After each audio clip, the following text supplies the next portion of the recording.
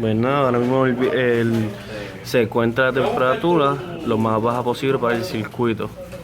Esta es una alarma de temperatura, la cual en temperaturas bajas el circuito se tiende a apagar y en temperaturas calientes enciende.